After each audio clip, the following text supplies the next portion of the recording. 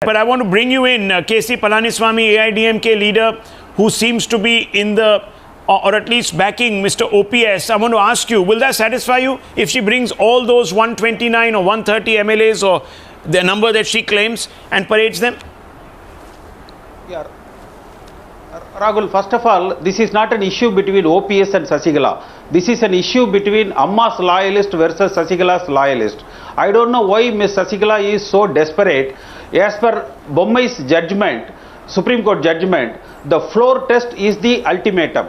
Floor test is the place to test the who has the majority of the MLAs.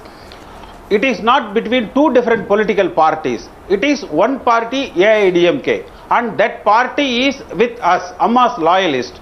And Mr. OPS, being the caretaker chief minister, he should be first asked to convene and prove in the floor test, for which the governor has to give a reasonable time. If Ms. Sasigala is so desperate, I think she is, instead of roaming around to governors and threatening the governor that I will be going to the Rashtrapati Bhavan, she may as well approach the Supreme Court and tell the Supreme Court, because there is no ultimatum for the governor. This is the time period within which the governor has to complete this process. Rahul, it is not so. The governor has to satisfy himself.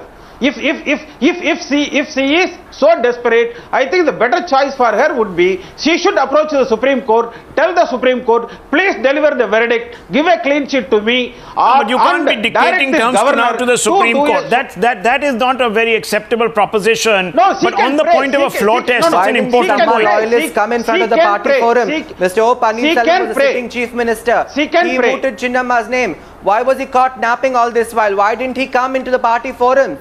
He was a chief minister. He mooted her name. He was part of the general council. Why did he not wake up then after a metaphysical conversation at Amma Samadhi? He finally wakes up. No, he has already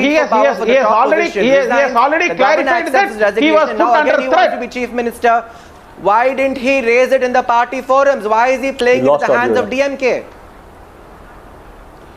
No, the whole of Tamil Nadu knows what Ms. Sasigala is capable of. When she is giving an ultimatum to the governor, when she is threatening the governor that if you don't do this, I will go to the Rashtrapati Bhavan. My only request is Ms. Sasigala should approach through a petition to the Supreme Court. Are you sure she threatened the governor?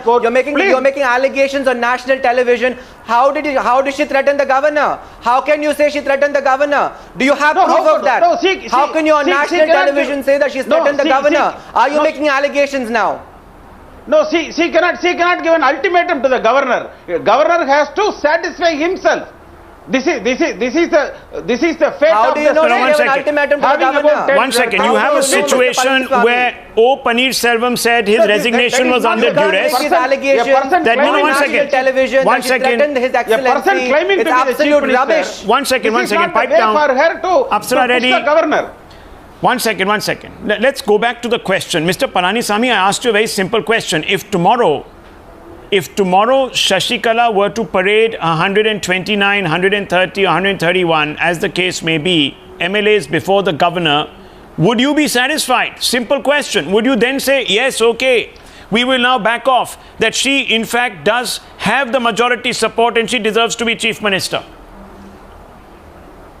Soon after late MGR's death, I was an MLA at that time in the assembly. As per Sir Bommai's case, Supreme Court has laid down assembly is the right place for the head count.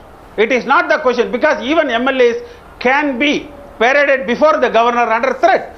Inside the assembly only, she has to. So why is Sasigala resisting a floor test or the inevitability perhaps of a floor test? Because that's the only way.